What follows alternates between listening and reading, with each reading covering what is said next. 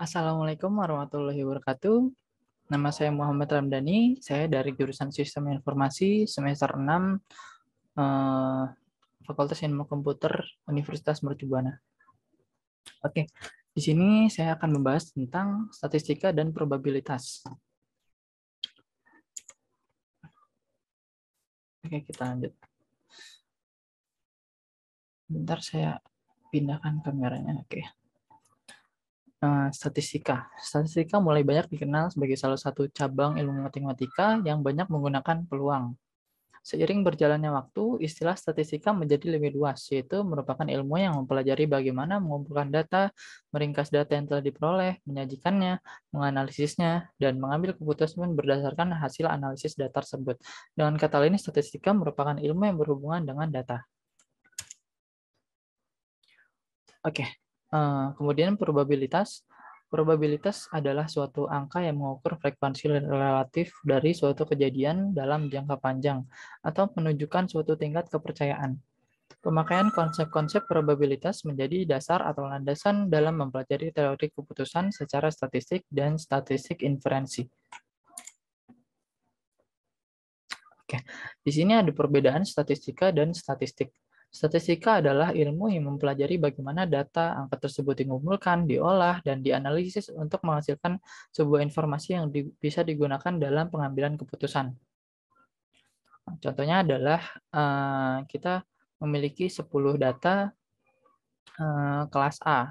Nah, di situ kita ingin mengolah data tersebut menjadi sebuah rata-rata dari kelas itu.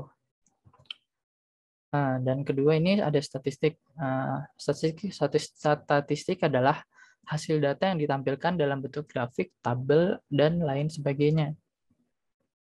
Nah, di sini ada contoh data statistik pegawai berdasarkan Pendidikan Pengadilan Agama Maninjau pada tahun 2021. Nah, di sini data disajikan dengan bentuk grafik ya. Oke.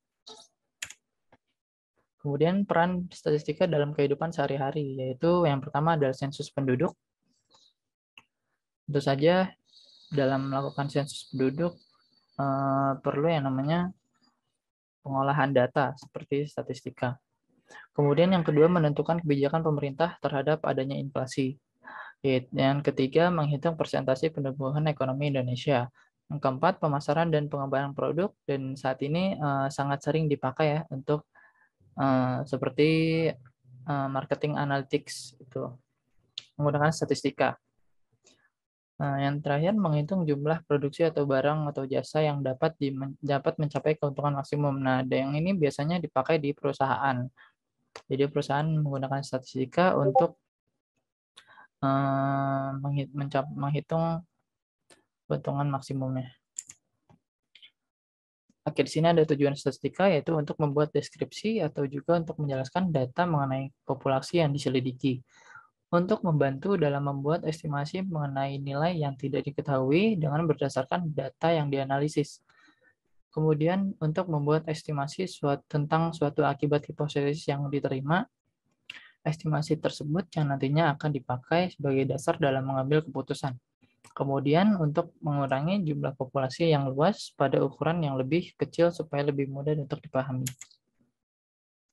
Di sini ada istilah-istilah statistika, yaitu yang pertama ada datum, keterangan yang diperoleh dari suatu pengamatan yang berupa angka dan simbol, dan juga bisa bahasa. Kemudian ada data, data adalah kumpulan beberapa datum. Kemudian ada populasi adalah keseluruhan pengamatan. Kemudian ada sampel, sampel adalah himpunan bagian dari populasi. Jadi contohnya adalah 50% dari 50% mahasiswa dari Universitas Mercu Buana gitu.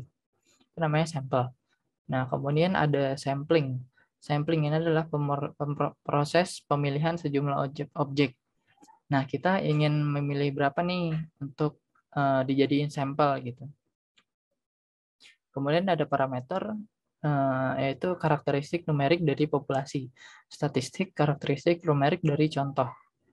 Kemudian ada variabel, ciri dari objek yang diamati, dan terakhir ada hipotesis atau anggapan dasar. Kemudian kita ke contoh statistik dan contoh statistika. Contoh statistik yaitu data kependudukan dan perekonomian milik Badan Pusat Statistik. Kemudian ada data kepemilikan kendaraan bermotor di suatu kawasan perkotaan. Kemudian ada data belanja daerah dan anggaran pemerintah daerah milik Kemenkeu. Nah, di sini ada contoh statistika, yaitu pengolahan data kependudukan suatu wilayah yang menentukan piramida penduduk dengan menggunakan analisis cohort demografi. Kemudian ada pengolahan data kependudukan suatu wilayah untuk menentukan transisi demografi.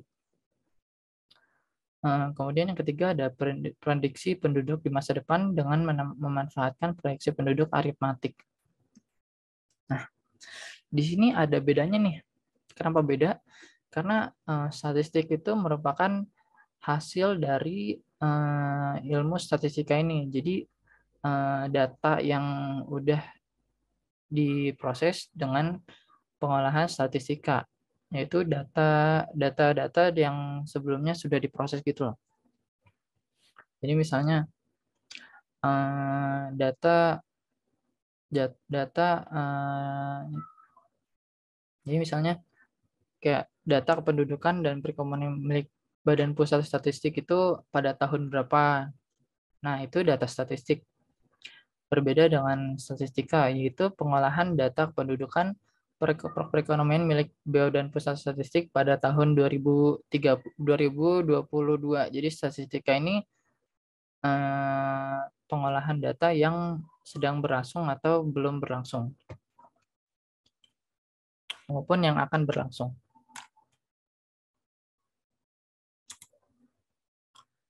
Tipe data statistika, yaitu yang pertama ada data ordinal dan nominal, merupakan data kualitatif. Kemudian data ordinal adalah nominal yang berperingkat, dan data nominal yaitu merupakan simbol atau lambang. Kemudian ada data interval dan rasio, merupakan data kuantitatif atau berbentuk angka. Data rasio adalah data interval adalah data numerik atau angka dapat dilakukan operasi aritmatik namun tidak dapat diperbandingkan, sedangkan data rasio yaitu data yang dapat dilakukan operasi aritmatik dan dapat dibandingkan atau dirahasiakan. Oke, di sini kita masuk ke klasifikasi jenis data. Jenis data berdasarkan sifat yaitu data kualitatif, yaitu data yang menunjukkan jenis atau kualitas data tersebut. Kemudian ada data kuantitatif, yaitu data yang memiliki ukuran atau jumlah. Kemudian data berdasarkan sumbernya, yaitu pertama dari data primer, yaitu hasil survei langsung, dan sekunder, yaitu data dari pihak lain atau pihak kedua atau pihak yang sudah mengerjakan data tersebut. Kemudian ada berdasarkan cara memperoleh, yaitu dengan sensus dan sampling. Kemudian ada berdasarkan waktu pengumpulan, yaitu cross-section dan time series. Kemudian kita masuk ke ruang lingkup statistik, yaitu yang pertama ada statistik deskriptif, itu menggambarkan atau menganalisis suatu hasil penelitian, tetapi tidak digunakan untuk membuat kesimpulan yang lebih luas. Kemudian ada statistik inferensial, yaitu menganalisis data sampel dan hasilnya akan digeneralisasikan untuk populasi di mana sampel diambil. Kemudian ada statistik parametrik, yaitu menganalisis data interval atau rasio yang diambil dari populasi yang berdistribusi normal. Kemudian ada statistik non-parametrik, menganalisis data nominal dan ordinal dari populasi yang bebas distribusi dan jumlah sampel relatif kecil. Oke, kita masuk ke tahap penyelesaian statistik. Nah, yang pertama ada mengidentifikasi persoalan, yaitu mencari permasalahan yang ada pada data kasar atau data-data yang sudah data-data yang sudah diolah duluan. Kemudian masuk ke mengumpulkan data yang ada dan baru. Maksudnya adalah mengumpulkan data lama dan baru dengan yang data lama seperti data-data yang pada tahun lalu atau data baru dengan melakukan kuesioner atau survei baru. Kemudian masuk ke klasifikasi data, yaitu identifikasi data berdasar kemiripan sifat dan menyusun dalam kelompok. Kemudian masuk ke penyajian data. Data di sini ingin disajikan dalam bentuk apa? Dalam bentuk tabel, diagram, atau ukuran-ukuran deskriptif. Kemudian yang terakhir ada analisa data dan kesimpulan. Memilih metode penelitian, lalu analisis, dan membuat kesimpulan. Oke, kemudian kita masuk ke contoh statistika.